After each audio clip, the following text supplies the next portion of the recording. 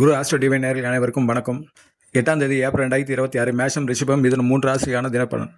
மேஷ ராசிக்காரர்களுக்கு உங்கள் ராசியிலிருந்து 9ஆம் இடத்துல தனுசுல சந்திரன் வந்து மூல நட்சத்திரம், கேது மூல நட்சத்திரத்தில் அமைந்திருக்கு. கேது வந்து உங்கள் ராசியிலிருந்து 5ஆம் இடத்தில் இருக்கின்றது, சிம்மத்தில் இருக்கின்றது. கணவன் மனைவி உறவில் சின்ன ஒரு கருத்து வேறுபாடு இருந்தாலும் ஒருவித புரிதல் கொண்டு ஒரு விதம் மெதுவாக நகரும். ஏன்னா 7ஆம் பார்வையாக மிதுனத்தில் இருக்கும் குரு வந்து உங்கள் சொந்த வீட்டை பார்க்கின்ற 7ஆம் பார்வையாக உங்கள் வீட்டின் 12இல் உங்கள் ராசிநாதன் செவ்வாய் 4ஆம் பார்வையாக மிதுனத்தை பார்ப்பது, கூடவே சந்திரனும் வந்து குருவை 7ஆம் பார்வையாக பார்ப்பது, கணவன் மனைவி உறவு, காதலன் காதலி உறவு, நட்புகளுடைய ஒரு புரிதல், இதெல்லாம் தொடர்பு கொண்டதாக இருக்கும். உங்களுடைய படைப்பாட்டு சிந்தனை உள்முக ஆன்மீக எழுச்சி கொண்டதாக தான் இருக்கும். குழந்தைங்க நல்ல ஆரோக்கியம் எல்லாம் கொஞ்சம் மேம்படும். ஏன்னா உங்கள் ராசிநாதன் வந்து செவ்வாய் விரயத்தில் இருக்கிறதால, சனியுடன் இருக்கிறதுனால செய்யும் ஆற்றல் எல்லாம் வேகம் இருந்தாலும் அதில் வந்து ஒரு விதமாக காலதாமதம் இருக்கும். அரசு நிர்வாக தொடர்புடைய விஷயங்கள்லாம் வந்து ஒரு ஸ்லோ டவுனில் தான் நகரும். 3 கிரகம் கூட்டு கிரகமாக இருந்து உங்கள் 6ஆம் வீட்டை பார்ப்பது உடல்நல மனநலத்தை ஒரு விதமாக ஆற்றல் இருந்ததை உணர்வீர்கள். இருந்து மாலை வழிபாடு தியான யோகா செய்து வாருங்கள். வாழ்க வளமுடன். ரிஷபராசிக்காரர்களுக்கு இன்றைய நாள் வந்து சந்திரன் வந்து 8இல் இருக்குதான் உங்கள் சந்திராஷ்டமம். 4ஆம் வீட்டில் இருக்க கேதுல, சிம்மத்தில் கேது, நட்சத்திரத்தில் வந்து சந்திரன் தனுசு ராசியில் இருக்கின்றது. அது மனம் சார்ந்த ஒரு விதமான தெளிவான முடிவு எடுக்கிறதுல ஒரு தடுமாற்றம் இருக்கும். அது குடும்பம் சார்ந்த விஷயங்களை தொடர்புடையதாக இருக்கும்.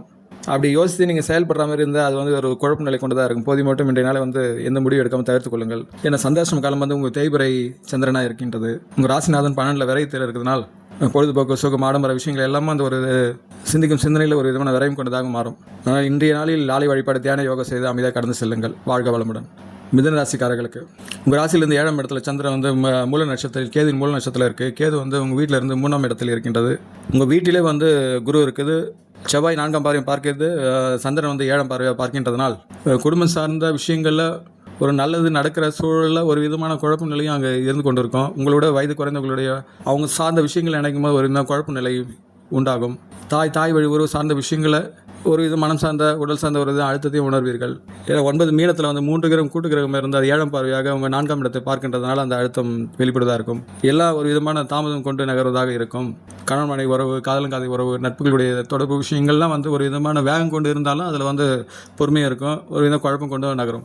மற்றொரு தொழில், வேலை, பணவரவு, ஆடம்பரம், அழகு சாதன விஷயங்கள்லாம் வந்து ஒரு சிறப்புட்டு இருக்கும். ஏன்னா ஒரு ராசிநாதன் 9 ராகுடன் இருக்கிறதுனால எல்லாமே ஒரு விதமான பேச்சு, சொல், செயலாம் வேகம் கொண்டு இருக்கும். அது வந்து அளவுக்கு மீறி செல்ல விடாமல் ஒரு விதமான கட்டுப்பாட்டுகளை வைத்துக் கொள்ளுங்கள். ஏன்னா குரு வந்து புதன் வந்து கேதுவை பார்க்கின்றது. அது ஒரு சுபத்தனம் தான் இருந்தும் அது ராகுவின் பிடியில் இருக்கிறதுனால அந்த ஒரு டிஸ்ட்ராய்ட் வராமல் பார்த்துக்கொள்ளும். மற்றபடி சிறப்பான நாள் தான்.